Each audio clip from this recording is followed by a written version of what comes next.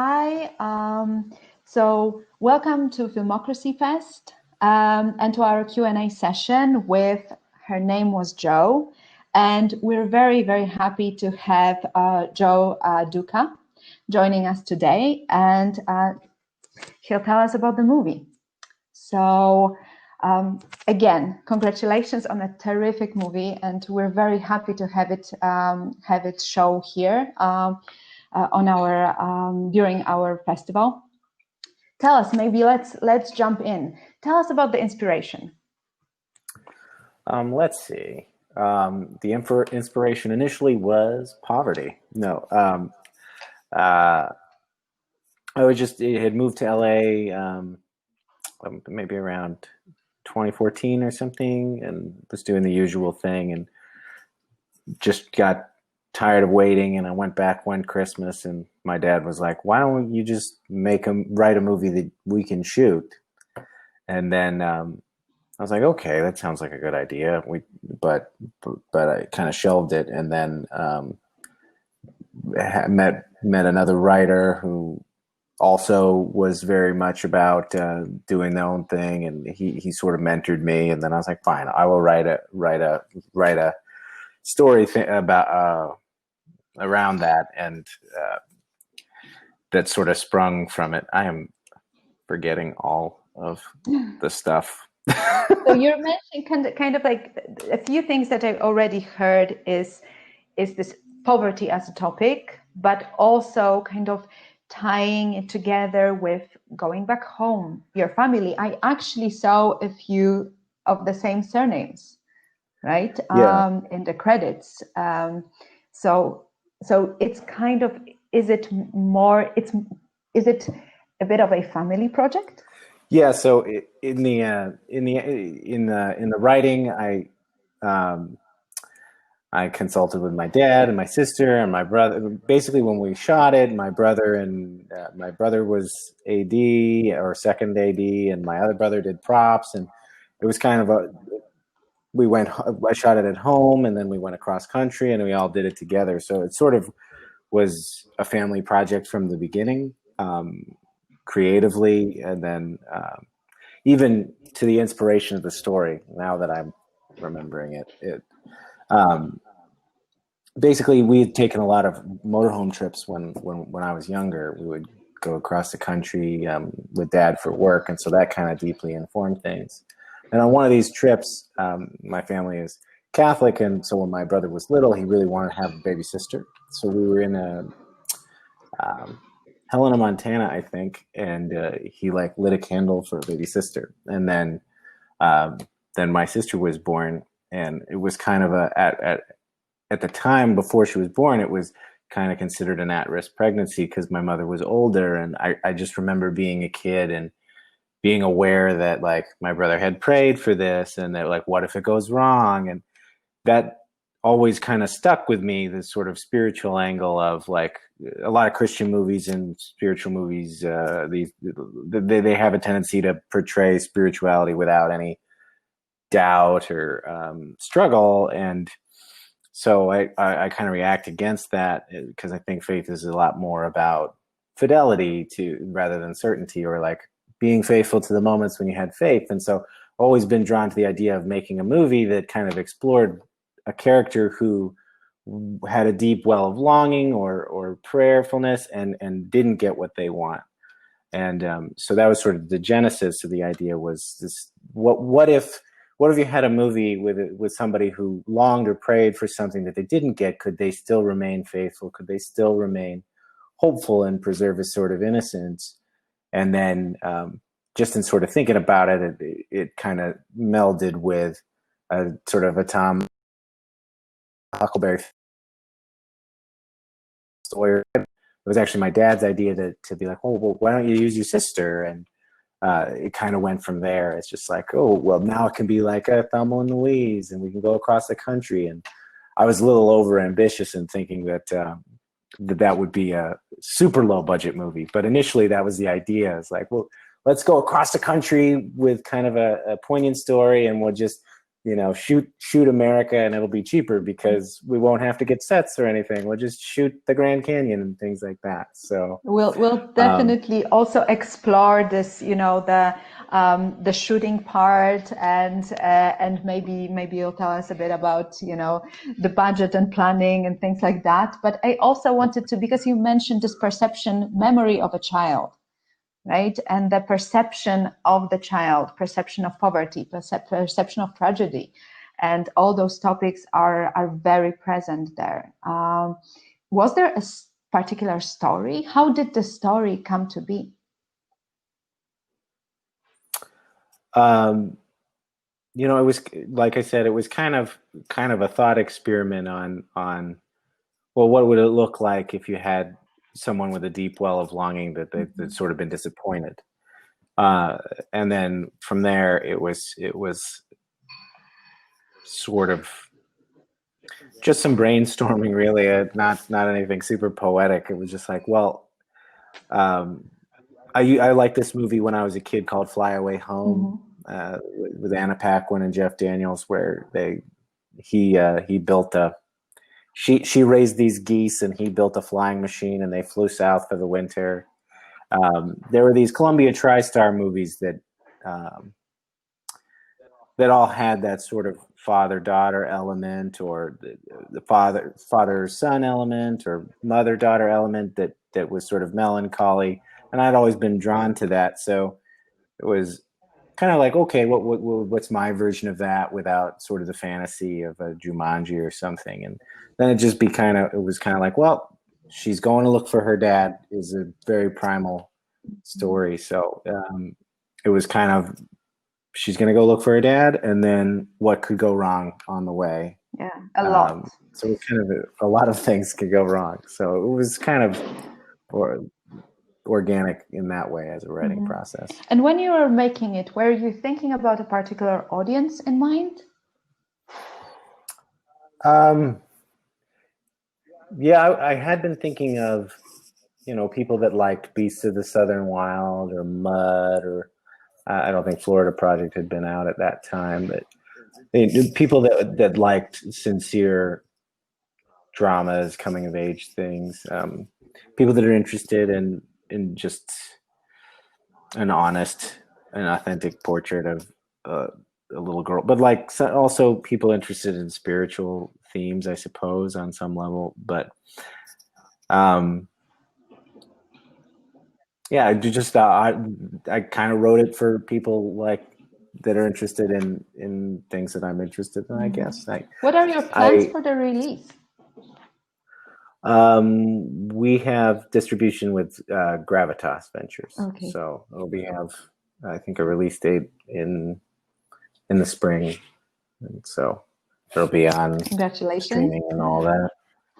Thank you. So do you know already, when it comes to streaming, where people can go and watch the movie, or not yet? Nothing's set in stone yet in terms of, but I think April 1st is tentatively the release date. Okay. Across SVOD and VOD and iTunes and things. And you already mentioned this part of, shooting the movie and going cross country, also hoping for the budget to be a bit lower than it was. Tell us more about that. Well, it kind of went along with the sort of ragtag nature of it. Even the tone of the film was dictated by, we didn't find the location of the trailer until 2 days before we started shooting. And initially the girls were in the opposite role. So it was kind of like being there and seeing the place and seeing the interaction, because I had done a lot of the work in LA before coming out, kind of changed the tone of the movie to be a lot darker. And then that just kind of created an aesthetic of whatever is in front of me that's working, or that's more of an aesthetic of discovery. And so basically we shot what came up, and incorporated things into the narrative as they sort of came along, different scenes as we were traveling across the country. Initially we shot a lot in Virginia, where I'm from, and then we shot there for about 8 days, and then we just took the route that the girls had taken, the way that I had written it in the script.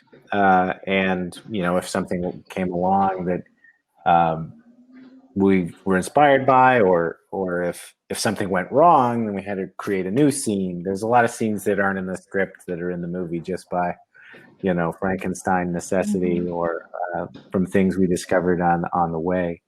And then in a lot of ways we had an initial budget, but we kind of had to pull things out of our back pocket as it went along to continue the process. But by that point, everyone was really invested in it. So it was kind of funny. We had the trailer that's in the movie. We actually brought that with us, and we had like a caravan of 4 or 5 cars, and we just went from state to state. So it was you mentioned the girls were initially in the opposite roles. So do you remember that decision that you're switching, and what were their reactions? Well, initially, my sister, who plays Selma, when we first kind of started writing the story together or bouncing ideas off each other, she was all about playing that part. But then when it came closer to it, she sort of gotten a little older and had her things that she cared about shifted a little bit. So she didn't want to cut her hair. She didn't want to get as dirty. And the other girl, who was a longtime family friend who plays Jo, Mary Kate, was like, I'll cut my hair. I already can shoot a gun. Like, I know how to drive a car.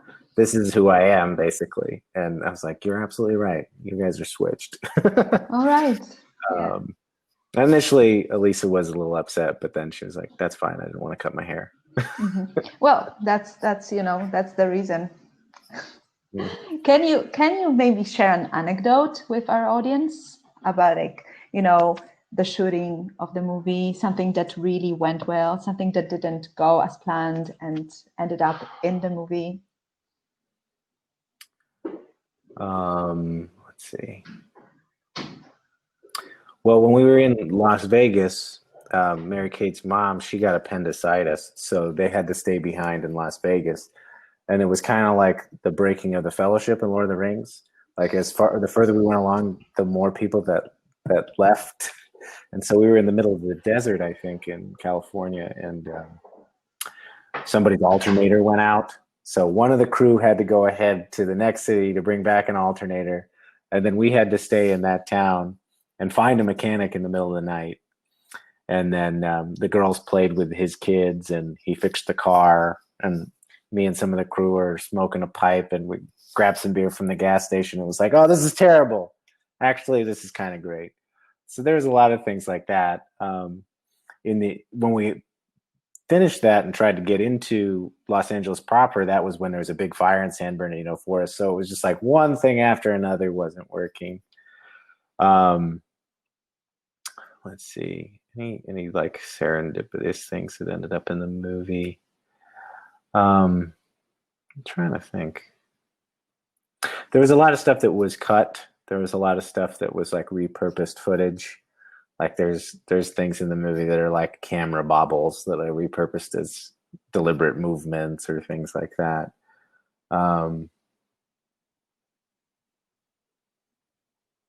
Say was the hardest thing about shooting it? Was it directing your sister? That was pretty close to the top. She was very uncooperative from time to time. No, I mean, I think the hardest thing was I had hoped to go into it with like a producing partner, but the way that things fell, there was no other producer other than there was I had an AD, and I had DP, and had a production manager for part of it, but for the most part, it all, I was trying to produce and trying to direct. And so if there was crafty questions, I also had to address those from time to time. So I think that was the biggest strain, is just trying to do it. And of course, but then also going across the country in like 6 days and trying to film and drive 13 hours. And 5 was 6 days. Yeah, we would drive, we would stop, then go again. like the scene in the casino wasn't even in the script. It was more like our DP was like, we should shoot in the casino. So we were like, okay, here's how it goes. My brother took out his shirt. He put it over the camera. I saw that the security guard was flirting with this waitress, and I watched him keep trying to do that. So I knew we had an interval. We brought the girls in. The focus follow was outside. We went in, we took the shot, and then we left. Mm-hmm. So there was a lot of things like that. Or we stop off at a gas station, the point where they're sitting on the edge of the trailer, kind of looking off into the distance. We had stopped off to get gas, and Jasper, our DP, came up to me. He's like, "What if we do a scene where she steals some candy and then sits out on this thing, and we get the sun?" And I was like, "Cool, let's shoot it." So there's a lot of things. What I'm hearing is that, in fact, there is really a lot of serendipity, but also very often those are small pictures, like small images and moments that together form the vision, the movie. Yeah, I think that's fair to say. I think, like I was saying before, a lot of going into it was just to learn very early on to just allow what was happening to happen, and so that sort of receptivity. I still kind of privilege that in working. Is I like to see what's going on, and like I'll have an idea, but I just think that what you discover is oftentimes more real and more wonderful than what you imagine, because it's real. Yeah. So I try to let that dictate it. And then the story, everybody says this, but then when you're cutting it together, the story sort of takes on its own life. And it just became apparent that like a lot of those authentic moments, so those little serendipities were really the focal point of the movie, and that really captured their innocence, because they were just being themselves. And so anytime you could capture the girls just goofing off, when you have the camera rolling, or just a moment. And then when I was in the editing, it was just like, this has to be, I have to build around only what is authentic. And even if the performances are rough around the edges here and there, if I can stick to the core of that innocence and their own, sense of self, and then build out from there, that sort of dictated what the movie became. It definitely feels that you succeeded. So from my perspective, definitely. I want to make sure that if anybody in the audience wants to ask any questions, that people get to do that. So if you have any questions for Joe, write them in the chat. And maybe you could, sorry. Yeah, Q&As. Yes. Sorry, I was actually looking in the wrong part. So we have some questions. We have, what was the hardest part? We kind of touched on that. Best and worst parts of working with the family. People want to know. I don't know that there are. I would say that there's a worst part. The best part is it depends on your relationship with your family, but my family and I are very close, and they've always been massively supportive, and I couldn't do anything that I've done without them. And so for me, it was almost did the movie as an opportunity to see if, every young filmmakers, you leave where you're from, and then you go to a big city, and there's just this sense of like, I don't really want to be the person that never sees the people that are most important to me ever again. But I have this purpose, I feel, or this dream. So this was also an attempt to, like, we could all be together doing this thing. We could have our cake and eat it too, even if it meant not sleeping very much. So how is it working with my family? And that, I mean, for me, it's always the highlight of life, is being able to do that together. If I could say what a tough part is, there's less of a filter, so sometimes you're getting unvarnished things, but that's good. I mean, I'm really just thinking about when my sister was little, she'd be like, I don't want to do it. You're just my brother. And it's like, I'm your boss right now. You're not paying me. That was probably the hardest. You should have been paying her. Like, you're going to become a communist now. I'm sorry. I'm paying you in experiences. There's something symbolic also about doing it with your family. And you mentioned you thought about the idea originally, you moved to LA. It's kind of like going back home, thinking about it with your family, and then going on this trip to LA too, right? So kind of Yeah. repetition of this movement in space and in your head. Totally. Yeah. So yeah, it was like going back through those memories again. You know, we had traveled the country together before, and now we were doing it, making a movie, and just kind of was a time in life that felt very integrated, I guess. Mm. You mentioned you were telling us about your sister a bit, but also tell us about the main actress. So she's a family friend. Yes, she grew up with my sister, and around our family, and when we were trying to find, I was just trying to find regular little girls to do it, because I like that kind of rawness and authenticity. And kind of initially, she was the one that was allowed to do it. You know, I was just trying to work with what I had, and her family was excited about having her do it. So that was sort of the way into it. But then I saw that she had this, you know, this aspect to her, and that she really was understood what I wanted that character to be. And then when we made the change, it just became clear that she just like fundamentally understood who that was. And so a lot of times, it was just her kind of working on instinct, you know. I can't take a lot of credit. Is she now for thinking about pursuing the career? I don't think so. I think she has different things that she's interested in. It might depend on how the movie is doing. So you know, it's all up to you. Yeah. So Jackson wants you to explain the Wayne's World hat. It's one of the ones upstairs for my head. So I put it on because I like Wayne's World. Party on, Garth. That's the best explanation I can give. Okay, Jackson, this is all that you'll get. So that's unless you have a follow-up, you know, about the hat.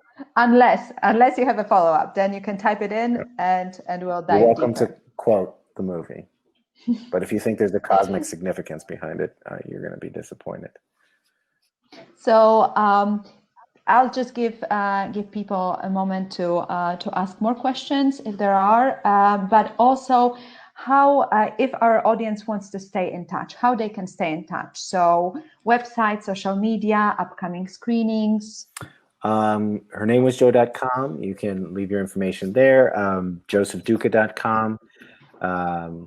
Our Facebook page, you just look up Her Name Was Joe. Instagram, Her Name Was Joe 2020. And Her Name Was Joe. You can direct message me there. Let's see. I think that's all the places that I know of right now.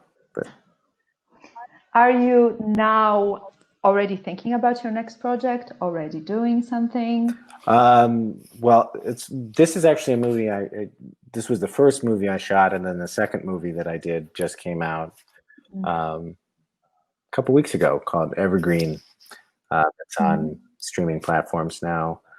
Okay, so kind of it's a reverse. So you actually shot Evergreen second. Second. Okay. So I had been in post-production on both of those projects for most of the time since I shot Her Name Was Joe, because I shot that, and then this opportunity came up, and I shot that, and then I was in post on both of them. So right now I'm trying to get all the deliverables into the distributor, and then I've got several scripts that I've outlined or have worked on in various degrees, and so just going to start knocking them out one by one and seeing where the chips fall. That's kind of how this came together. It's just, I believe you write a really good script and then people are attracted to it. So are there, so I would in love those to get next projects, sorry? Oh, no, nothing. I wanted to ask, in those next projects, do you feel that there are topics? Do you feel that there are topics that are going to get repeated? some topics that you already see that are important for your artistic work?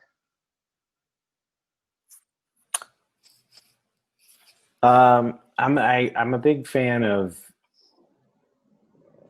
innocence. I don't know what, but hope, innocence, like the sense, the childhood sense of the world, that it's got magic to it, and goodness to it, and like, you know, kids see meaning in things. And I think when people get older, there's a tendency to say, the world is all graphs and dollars and cents, and there's reasons for that, but like losing the sense of the essential givenness of being and reality, and the gift of life, and the sense of magic and wonder in life.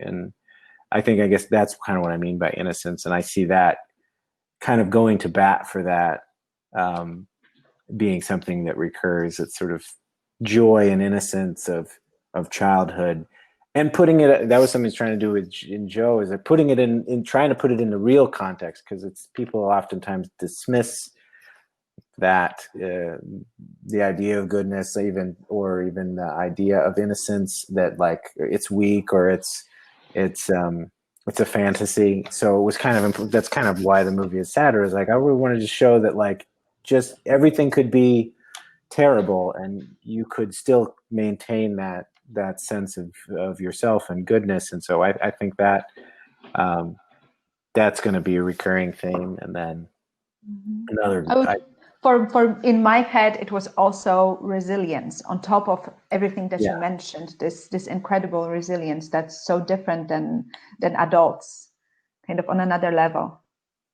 Yeah, I'm drawn to those kind of qualities in characters.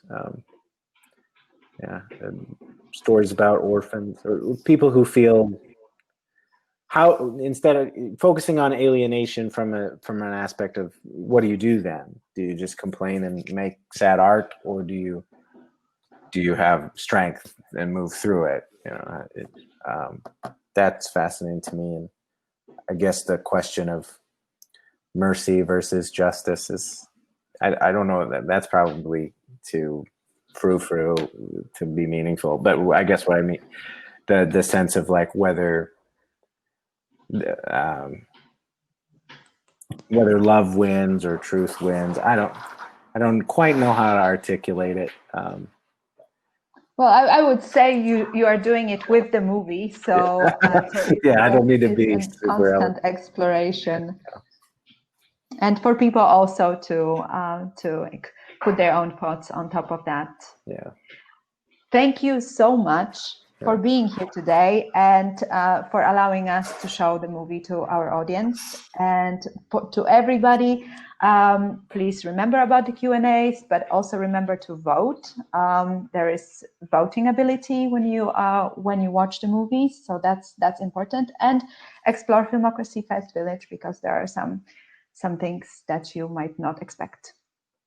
Thank you again, Joe. It was such a pleasure. Thank you so much. Sorry, it's been a long day. I'm a little scatterbrained. I apologize. No, thank you. Thank you so much. And congratulations. Thank you. You have a good night. Good night. Thank you all.